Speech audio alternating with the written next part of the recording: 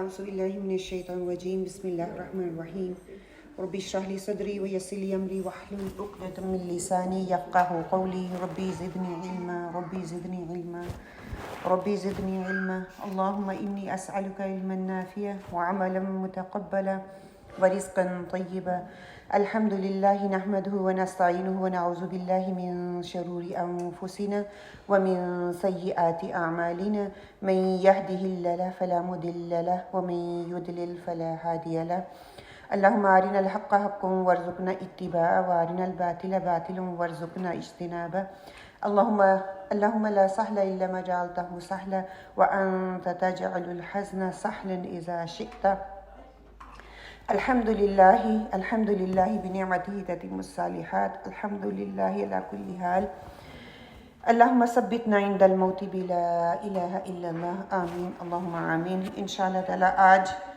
ہمارا third session ہوگا تعمیر شخصیت کے حوالے سے کہ مشکل زندگی کا راز جو ہے انشاءاللہ تعالی اس پہ ہم بات کریں گے۔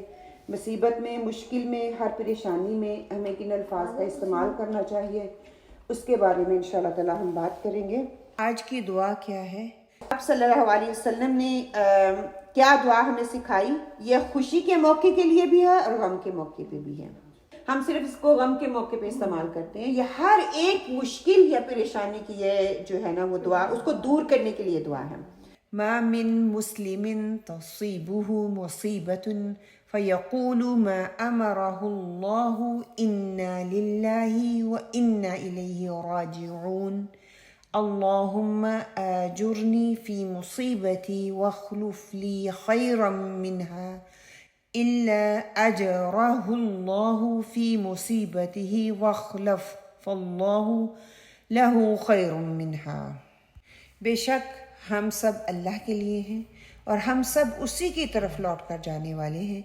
اے اللہ مجھے میری مصیبت کے عوض اجر دے اور مجھے اس سے بہتر عطا فرما۔ ہم سارے مل کے اس کو پڑھ لیں ایک دفعہ۔ اِنَّا لِلَّهِ وَإِنَّا إِلَيْهِ راجعون اللهم اجرني في مصيبتي واخلف لي خيرا منها۔ آپ صلی اللہ علیہ وسلم نے فرمایا ان للہ وانا الیہ راجعون اللہم اجرنی فی مصیبتی واخلف لی خیر منها۔ کوئی فوت ہو جاتا ہے، یہ اس کا حق ہے کہ آپ کو اللہ اس سے بہتر دے گا۔ ہم کہتے ہیں انا للہ و انا الیہ راجعون، بڑا افسوس ہویا۔ کس چیز کا ہم افسوس کرتے ہیں؟ اللہ کی امانت تھی، اللہ نے واپس لے لی۔ اللہ نے کھلونا دیا تھا، کھیل لیا، بچہ اگر جاتا ہے تو کیا ہے، اس کے لیے اتنا انعام اللہ تعالیٰ نے رکھا۔ تکلیف تو ہوتی ہے، یہ نیچرلی تکلیف ہوگی، آپ کا پیارا جا رہا ہے، لیکن ہمارے الفاظ کا چناؤ کیسا ہونا چاہیے وہ ہمیں بتایا گیا ہے۔ یہ مسلم کی حدیث ہے، اس کا ترجمہ کیا ہے کہ بے شک ہم سب اللہ کے لیے ہیں اور ہم سب اسی کی طرف لوٹ کر جانے والے ہیں۔ اللہ تعالیٰ مجھے میری مصیبت کے عوض اجر دے اور مجھے اس کا بہتر عطا کرے۔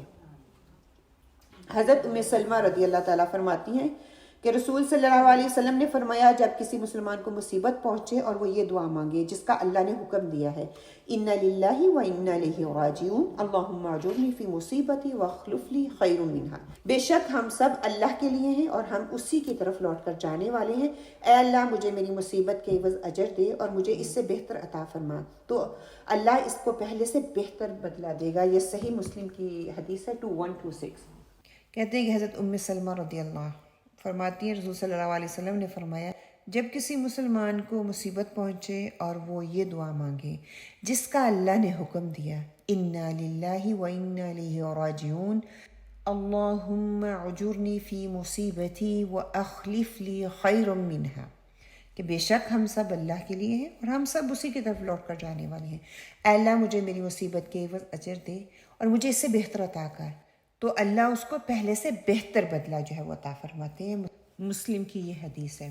حضرت ام سلمہ رضی اللہ تعالیٰ عنہ ازواج مطہرات میں سے تھی۔ یہ بڑی ہی سمجھدار اور عقل مند تھی اور اللہ سبحانہ تعالیٰ نے ان کو خوب حسن کی دولت سے نوازا ہوا تھا۔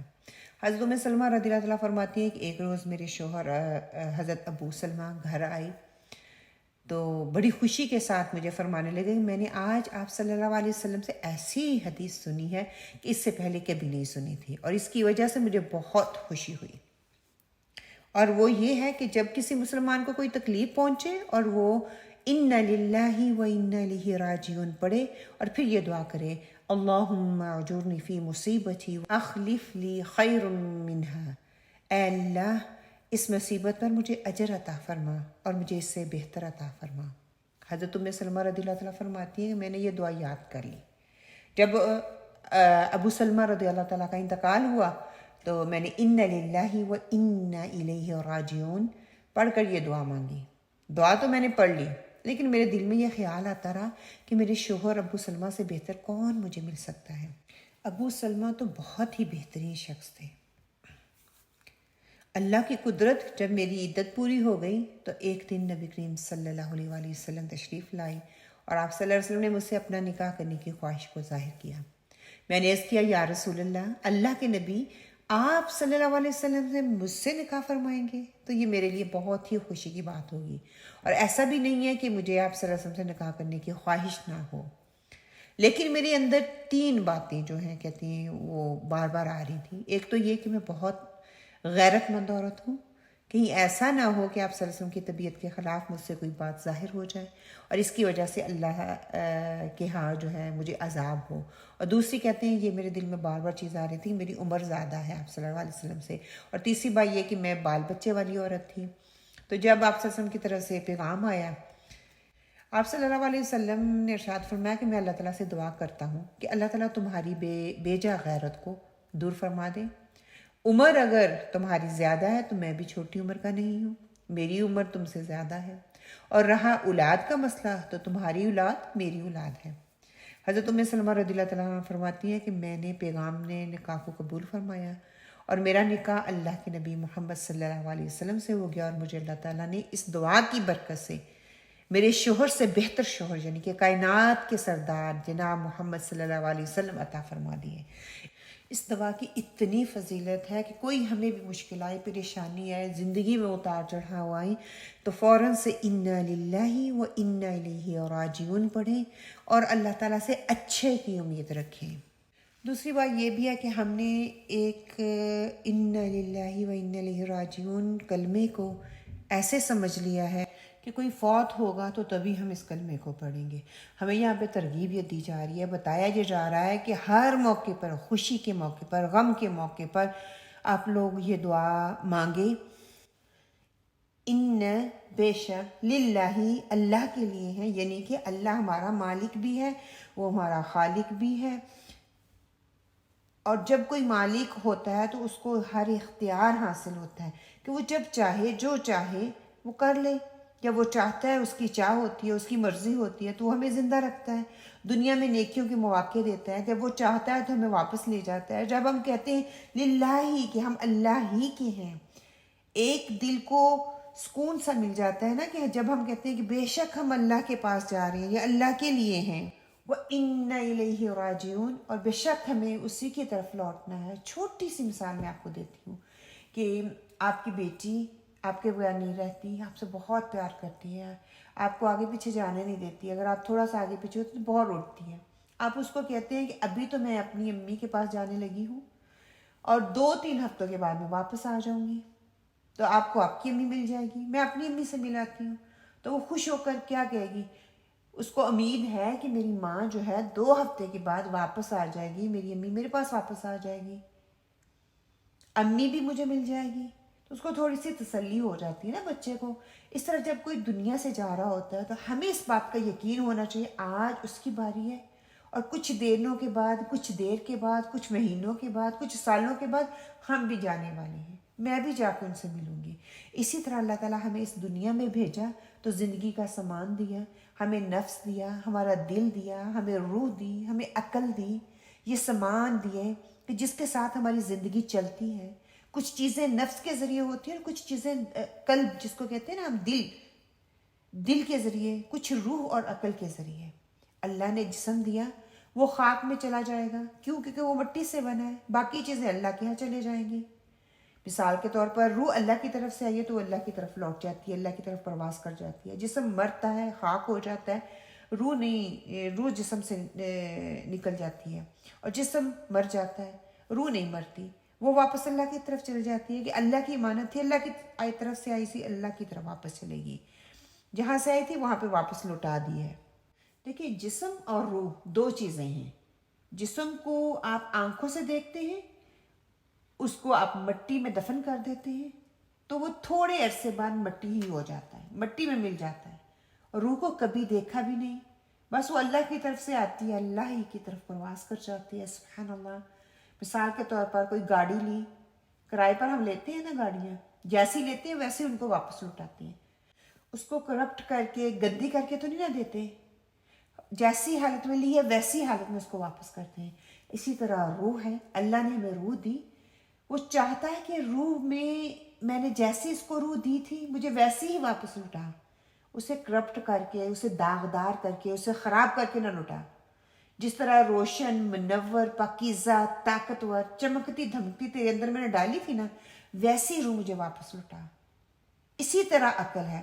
کیوں؟ کیونکہ یہ اللہ کی ملکیت ہیں, ہمیں صرف استعمال کے لیے اللہ سبحانہ تعالیٰ نے دی کہ کچھ دیر کے لیے اس کو استعمال کرو اور مجھے واپس لوٹا دو. بالکل اسی گاڑی کی طرح تھوڑی دیر کے لیے لیتے ہیں, استعمال کرنے کے بعد ہمیں واپس لوٹانی ہوتی ہے. یہ معنی ہے ان الفاظ کے.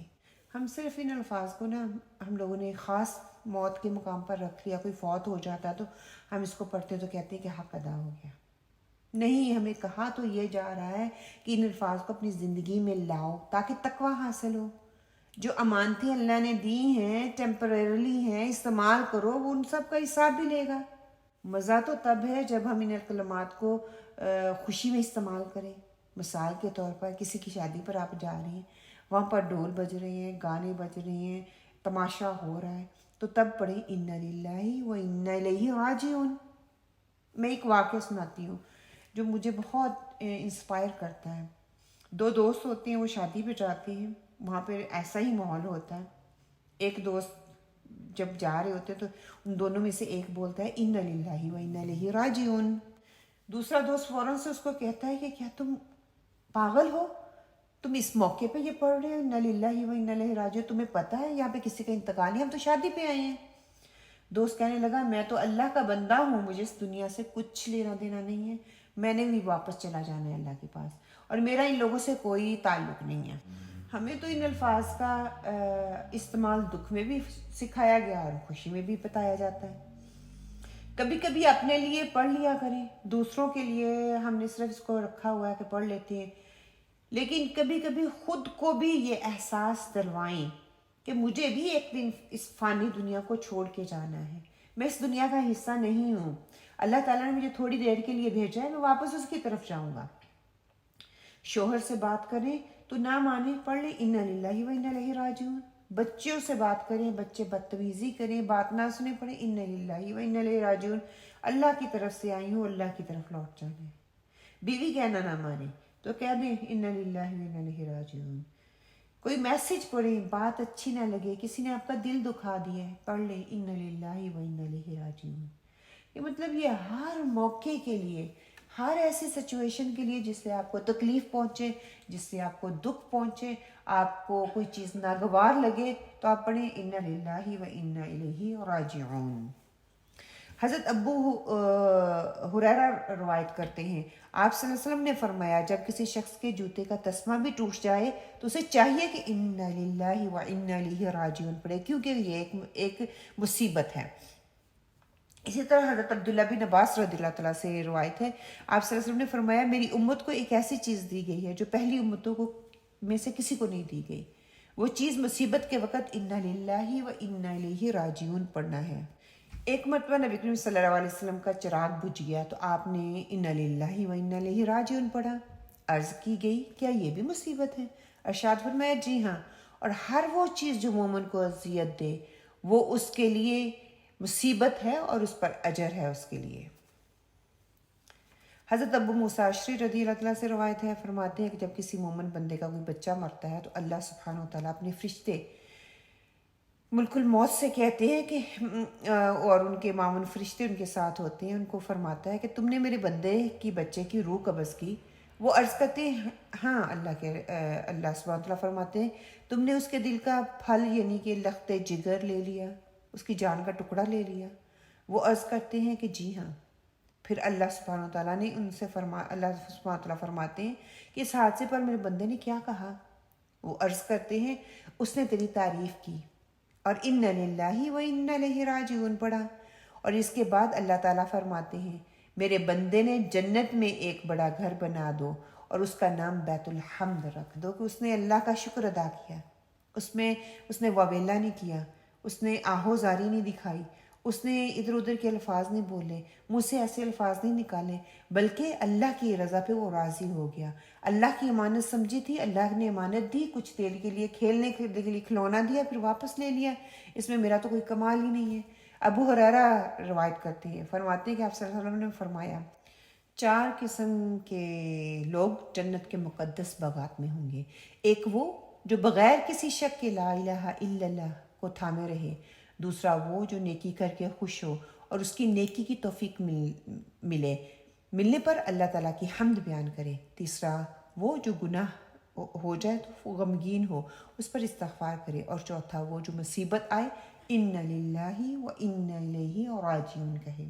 حضرت عبداللہ بن عمر سے روایت ہے، آپ صلی اللہ علیہ وسلم نے فرمایا جس میں 4 عادتیں پائی جائیں یعنی کہ 4 کام کریں، اللہ تعالیٰ اس کے لیے جنت میں گھر بنائے گا. جو شخص اپنے تمام معاملات کے وقت لا الہ الا اللہ پڑھتا ہے، اور جب مصیبت آتی ہے تو اِنَّ لِلَّهِ وَإِنَّ إِلَيْهِ راجعون پڑھتا ہے، جب کوئی نعمت ملے تو الحمدللہ کہتا ہے، اور جب کوئی گناہ ہو جائے تو استغفر اللہ پڑھتا ہے. یہ 3 سٹیپ سکسیسفل فارمولا کہ better awareness, better choices, better result. ہم سارے ہی اچھا رزلٹ چاہتے ہیں، ہم سارے ہی اچھے نتائج چاہتے ہیں، لیکن بدقسمتی کیا ہے کہ ہماری چوائس اچھی نہیں ہوتی، ہمیں اچھی اویئرنیس نہیں ہوتی، جس کی وجہ سے رزلٹ اچھے نہیں آتے. اب ہمیں سکھایا کیا جا رہا ہے ہر خوشی کے موقع پر، ہر غمی کے موقع پر ہمیں اِنَّ لِلَّهِ وَإِنَّ إِلَيْهِ راجعون پڑھنا ہے. ہر مشکل وقت میں ہم نے صبر کرنا ہے. اللہ کے دین کے راستے کے لیے نکلیں گے تو ہم نے صبر کرنا ہے، صبر کے ساتھ ساتھ نماز پڑھنی ہے. یہ عادات ہیں جو ہم نے اپنے آپ کو بتانا ہے، اپنی چوائسیز بنانی ہے. یہ میری چوائس ہے، مشکل آتی ہے تو میں کس طرح کے الفاظ کا استعمال کرتی ہوں، جب مجھے کوئی آزمائش آتی ہے تو میں کیا کرتی ہوں، میں کس کی طرف لوٹتی ہوں، کیا میں شعوری طور پہ اس پہ ریئیکٹ کرتی ہوں یا انشعوری طور پہ. یہ چوائسیز ہیں میری، ٹھیک ہے.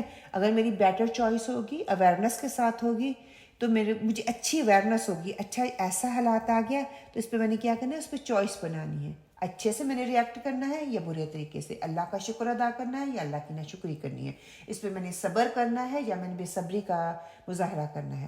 اس کے نتیجہ کیا نکلے گا، اچھی چوائس کروں گی، صبر کروں گی، اللہ تعالیٰ کے بتائے ہوئے طریقوں پہ چلوں گی تو اس کے رزلٹ اچھے آئیں گے.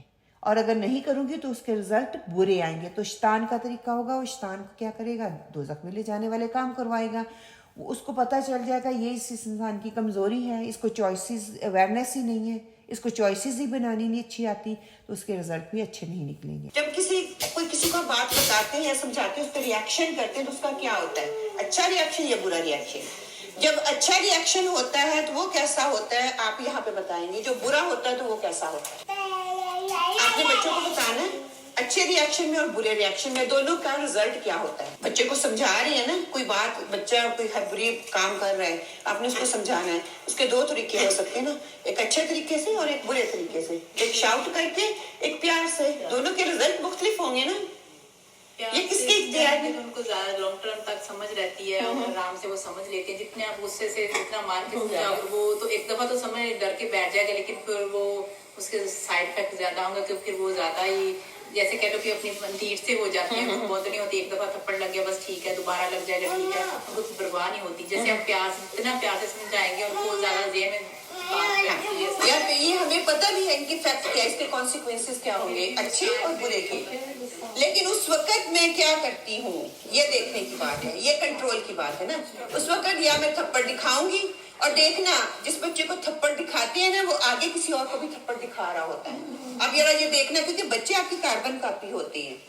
4 مائنڈ سیٹ کے حوالے سے ہم پڑھ رہے ہیں. مائنڈ سیٹ ہے، ہارٹ سیٹ ہے، ہیلتھ سیٹ ہے اینڈ سول سیٹ ہے. ٹھیک ہے. مائنڈ سیٹ جیسا اچھا ہوگا ویسا ہی ہارٹ اچھا ہوگا. جیسا ہارٹ اچھا ہوگا وہ صحت پہ امپیکٹ ڈالے گا, صحت پہ اثر ڈالے گا. جب صحت پہ اثر اچھا ڈالے گا تو میری سول سیٹ جو ہے وہ اتنا ہی پروان چڑھے گا, اتنا ہی بہتر اور اچھا کام کرے گا.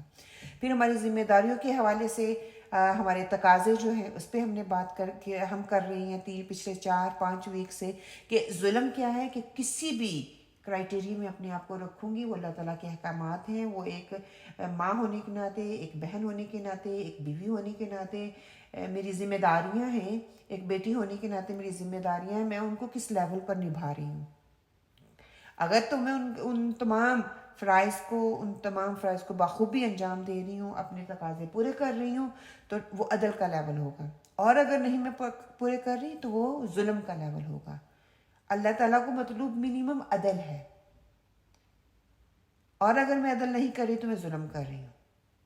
ہاں, اگر کام کے تقاضوں سے بہتر کام کرنے کی کوشش کر رہی ہوں, ماں ہوں تو بہتر طریقے سے اپنے بچوں کا ساتھ دینے کی کوشش کر رہی ہوں, ان کی تربیت اچھے طریقے سے کرنے کی کوشش کر رہی ہوں. اگر بیوی ہوں تو اپنے میاں کا بہترین حق دینے والی ہوں. اگر میں اللہ کا بندہ یا بندی ہوں تو اللہ کے احکامات کو بہتر سے, اچھے طریقے سے, آسان طریقے سے کرنے کی کوشش کر رہی ہوں. تو وہ کیا احسان کا لیول ہو جائے گا. چلے آپ میں سے کچھ لوگ بتائیں آج کیا سیکھا آپ نے اس دعا سے. جو ہم صرف کوئی فوت ہو تب بھی پڑھتے ہیں, تو وہ اس کا شعور آیا. کوئی بھی خوشی کا ٹائم ہو تب بھی کہ اللہ کی حدود پامال نہ ہو, میں نے انا للہ و انا الیہ راجعون پڑھنا ہے. غم کے موقع پہ تو ہم ویسے ہی پڑھتے ہیں, لیکن ہر غم, کوئی بھی تکلیف پہنچے, ہر پریشانی اور غم کو دور کرنے کی یہ دعا ہے. لیکن ہم آدمی پڑھتے ہیں نا, اگلا حساب پتہ ہم نہیں پڑھتے. تو انشاءاللہ تعالیٰ آپ اس کو یاد کر لیں پلیز. یاد کر کے تو انشاءاللہ تعالیٰ اپنی زندگیوں کا حصہ اس کو بنائیں, اور اللہ پہ پورا یقین رکھیں کہ یہ دعا ایز اٹ از ایسے ہمارے لیے ہمارے حق میں بھی بہتر ہوگی. جی کوئی اور. دیکھیں یہ دعا دوا بھی ہے, دعا بھی ہے, شفا بھی ہے اور گولی بھی ہے. دل اگر کمزور ہیں تو اس دعا کو ضرور پڑھیں, انشاءاللہ طاقت ملے گی. کہ ہر بیماری اور مشکل, کب ہمارا دل کمزور ہوتا ہے, بیماری کی وجہ سے, مشکل کی وجہ سے, پریشانی کی وجہ سے, تو یہ دعا بھی ہے اور دوا بھی ہے, یہ گولی بھی ہے اور شفا بھی ہے. ٹھیک ہے, ان کے لیے آپ یہ کر سکتی ہیں. اب تھوڑا سا کہا گیا تھا نا, آپ جب آپ کو زیادہ اس طرح کی چیزیں تنگ کر رہی ہو تو کہتے ہیں اس طرح وسپر کے طور پہ پڑھنا چاہیے. جیسے جب آپ ادا کریں گے آپ کے کان اور دماغ سنے گا, پھر آپ کی سوچنے کا موقع نہیں نا ملے گا. ہانڈی بھی بنانی ہے, میاں کو بٹھانا ہے, بچوں کو بٹھانا ہے, اب کیا کروں, یہ کرنا ہے, وہ. تھوڑا سا وسپر دیں, اتنا لاؤڈ بھی نہ ہو, لیکن ظہر اور عصر میں تھوڑی احتیاط کر لیں. سری نماز ہے جو جرری ہے, جو ہم زور سے پڑھ سکتے ہیں, جیسے فجر ہے, مغرب عشاء ہے, آپ اس میں تھوڑا سا وسپر کریں تاکہ آپ کی پوری باڈی کو بھی پتہ چلے, آپ کے دل کو بھی پتہ چلے, دماغ کو بھی پتہ چلے آپ پڑھ کیا رہی ہیں. میں نے پوچھنا, آنکھیں بند کر کے نماز پڑھ سکتے نہیں, کیونکہ جب زیادہ خیالات بھی آ رہے ہیں تو آپ بھول بھی جاتے ہیں آپ نے 2 رکعت پڑھی ہے کہ 1 پڑھی ہے. شیطان ہمارے ساتھ کھڑے, دیکھنا وہی دعا وہی صورت آپ روز پڑھتے ہیں. جب نماز میں پڑھیں گے ایسی جگہ پہ اسٹک ہو جاتے ہیں, آپ کو لیو ہی کرنا پڑتا ہے. اگر بھول جائے تو پھر ایک بار تسلی نہیں ہوئی پڑھ کے کہ میں نے پوری پڑھی. جتنی دفعہ مرضی پڑھے, قرآن کا حصہ جتنی دفعہ مرضی پڑھے, اس پہ نہیں پکڑنی ہے. مثال یہ ہے کہ میں نے فرض پڑھی ہے 3 رکعت, تو مجھے شک ہوا بعد میں کہ میں نے پتہ نہیں 3 پڑھی ہیں یا 4, سلام پھیر لیا, بعد میں تسلی نہیں ہوئی تو پھر دوبارہ. ہاں, تو اسی وقت پہ سجدہ سہو کر لیں. وہ کمپنسیٹ ہمارے لیے یہی تو ایک احسان ہے نا. اگر تو میں نے آج سورۃ فاتحہ نہیں پڑھی تو میں نے نماز کو دوبارہ لٹانا ہے, وہ رکعت کو دوبارہ لٹانا ہے.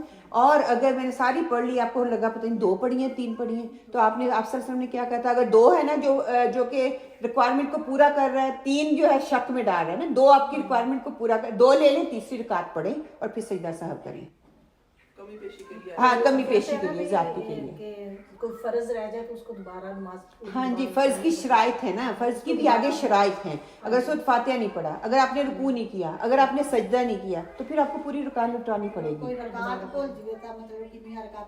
ایک رکعت بھولیں گے تو ایک ہی پڑھیں گے نا اس کی, ایک ہی, ہاں ایک اور پڑھیں گے ہمیشہ. فار ایگزامپل آپ نے 4 رکعت پڑھی ہے نا, آپ کے دل میں بار بار آ رہا ہے پتہ نہیں 3 پڑھی ہیں یا 4 پڑھی ہیں, 3 پہ جائیں, پھر تھوڑے پہ جائیں, کیونکہ اس کو ایکسٹرا کر دیں, شیطان پہ اور حاوی پڑے گا. اس کو اور تکلیف ہوگی کیونکہ سجدہ تو چاہ ہی نہیں رہا، اسی لیے تو اس نے ہمیں بھلوایا ہے.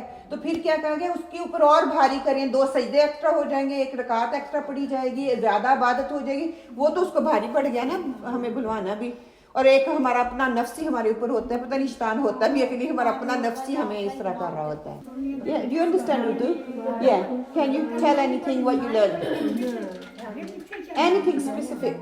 1 word, 2 word? صبر کرنا ہے. بات آرام سے کرنا. گڈ، ایکسلنٹ، ماشاء اللہ بچی نے اتنا کچھ سیکھ لیا ہے. اللہ تعالیٰ اس کے لیے برکت کا باعث بنائے. اللہ سبحانہ وتعالیٰ سے دعا کرتی ہوں اللہ سبحانہ وتعالیٰ ہمیں آج کے اس لیسن سے بہترین لینے والا بنائے. اللہ سبحانہ وتعالیٰ ہمیں بہترین صبر کرنے والا اور نماز کو بہترین طریقے پہ پڑھنے والا بنائے. یہ جو ٹولز، یہ جو مینز آج ہمیں سکھائے گئے ہیں کہ اللہ سبحانہ وتعالیٰ کے دین کی اشاعت کے لیے، اللہ کا پیغام دوسروں تک پہنچانے کے لیے جو مشکلیں آتی ہیں، جو رکاوٹیں آتی ہیں، جو پریشانیاں آتی ہیں، اس پہ ہم نے اللہ تعالیٰ سے صبر اور مدد کی نماز کے ذریعے مانگنی ہے. اور پھر جب وہ کام ہم کریں گے، اس کام میں ہمیں مشکلیں اور رکاوٹیں آئیں گی، پریشانیاں آئیں گی، تو اس پر میں نے اِنَّ لِلَّهِ وَإِنَّ إِلَيْهِ راجعون پڑھتے رہنا ہے کہ اللہ کی طرف سے آئی ہیں اور اللہ ہی کی طرف ہم نے لوٹ کر جانا ہے. سبحانك اللهم وبحمدك نشهد ان لا اله الا انت ونستغفرك ونتوب اليك وقولوا قولي هذا واستغفر الله لي ولكم. آمين. السلام عليكم ورحمة الله وبركاته.